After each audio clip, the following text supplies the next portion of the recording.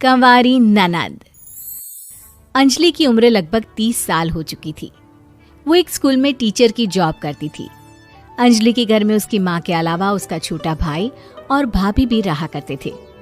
30 साल की उम्र होने के बाद भी अंजलि की अब तक शादी नहीं हुई थी।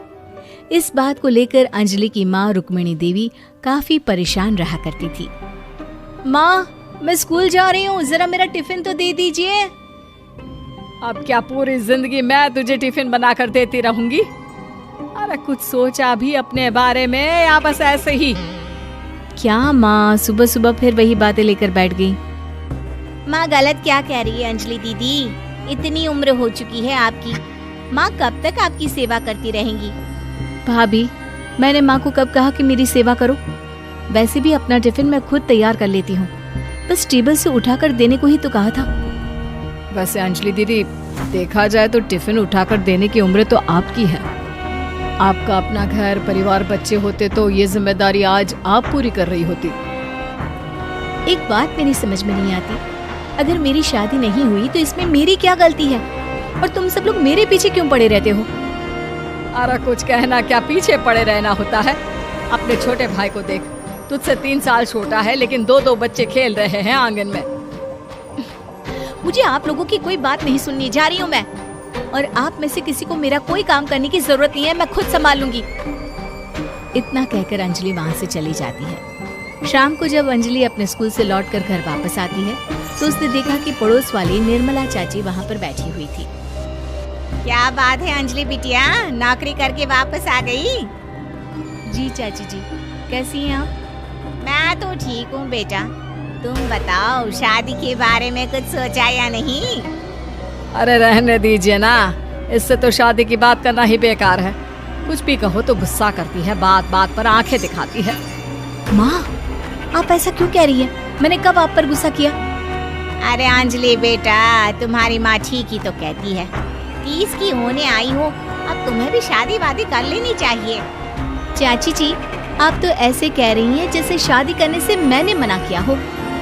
रहने दीजिए निर्मला चाची, हमारी अंजलि दीदी को अभी तक उनकी पसंद का दूल्हा नहीं मिला ना, इसीलिए वो शादी नहीं कर रही। भाभी, ऐसी कोई बात नहीं है। अरे तो फिर क्या बात है? तुम्हारी माँ ने तुम्हारे लिए इतने रिश्ते ढूंढे लेकिन तुम्हें कोई पसंद ही नहीं आता। क्या है ना चाची जी, हमारी ननद रानी नौकरी जो करती है ऐसे ही थोड़ी ना किसी को पसंद कर लेंगी। अरे भाई, नौकरी का घमंड है तो बात अलग है, कोई और बात हो तो बताओ, कोई रास्ता निकाला जाए। नहीं नहीं चाची जी, कोई बात नहीं है, बस मुझे अभी तक अपनी पसंद का कोई मिला नहीं है। सुन लिया आपने? इस लड़की के तो पर निकल आए हैं और इतनी उम्र में अपनी पसंद का कोई मिलेगा भी नहीं इसे। माँ, आप मेरी शादी को लेकर हमेशा मुझे ताने क्यों मारती रहती हैं? अपनी माँ की बातें तो ताने लगती है। ताने हैं? बताओ, मैंने कुछ गलत कहा क्या? देखो, ये सब छोड़ो, मेरी दूर की बुआ का बेटा है, उसकी अभी शादी नहीं हुई है, उम्र होगी कोई 34-35 साल। आप कहें तो बात आगे बढ़ाऊं? अरे हाँ हाँ, क्यों नहीं, ये भी कोई पूछने की बात है। अरे जल्दी से लड़के को यहाँ बुला लो। माँ, आप मुझसे पूछे बिना मेरी शादी की बात करने जा रही हैं और मेरी उम्र 30 भी पूरी नहीं हुई है। निर्मला चाची कह रही है कि वो लड़का 35 साल का है। अंजलि दीदी, आपको क्या लगता है इस उम्र में कोई फिल्म का हीरो आएगा आपके लिए? देखिए, अब पसंद और नापसंद की बात तो रहने दीजिए, पसंद करने की उम्र तो आपकी निकल चुकी। अब तो जो भी मिले उसी से शादी कर लीजिए, इसी में भलाई है। तेरी भाभी बिल्कुल ठीक कह रही है। अब जैसा रिश्ता मिले उसके लिए हाँ कर देना, ताकि हम भी गंगा नहाए। ठीक है, चलिए, मैं उस लड़के को कहती हूँ, वो कल ही अंजलि को देखने आ जाएगा। अगले दिन निर्मला चाची के दूर का रिश्तेदार अंजलि को देखने उसके घर आता है। उसका नाम था अजय। अंजलि जी, तो आप नौकरी करती हैं, वो भी स्कूल में? जी हाँ, मैं स्कूल में टीचर हूँ। हमारी बेटी बहुत होशियार है। अरे पढ़ने लिखने में इतनी होशियार है, इसीलिए तो इसकी नौकरी लगी है स्कूल में।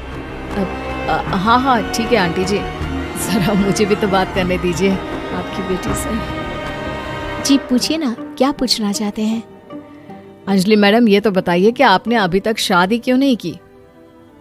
बस ऐसे ही, कहीं कोई रिश्ता पसंद नहीं आया इसलिए। लेकिन क्या मैं आपसे पूछ सकती हूँ कि आपने शादी क्यों नहीं की? अंजलि, क्या कर रही हो तुम? लड़कियों को इस तरह की बातें नहीं शोभा देती। रहने दीजिए आंटी जी, आपकी बेटी काफी पढ़ी लिखी है, मैं उनके सवाल का जवाब दे ही देता हूँ।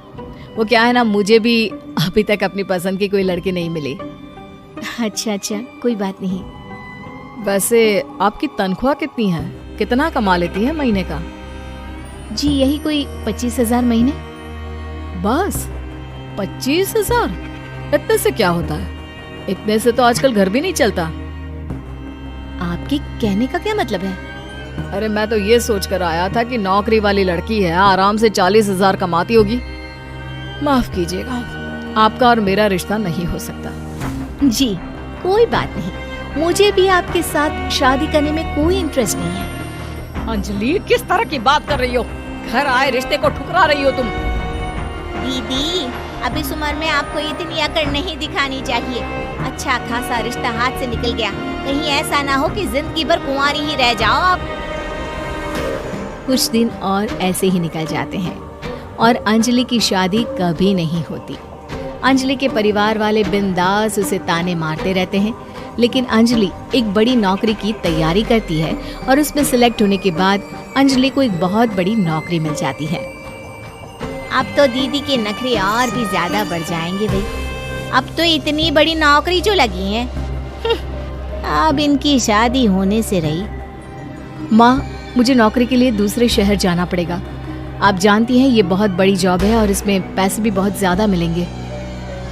अच्छा, कितने पैसे मिलेंगे बेटा?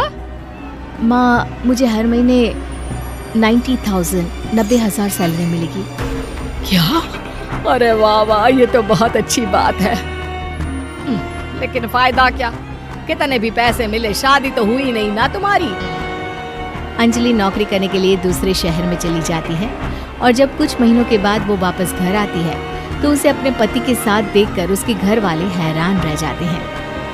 अरे अंजलि, तूने शादी कर ली और हमें बताया तक नहीं। और दामाद जी करते क्या हैं? इतनी बड़ी कार है उनकी।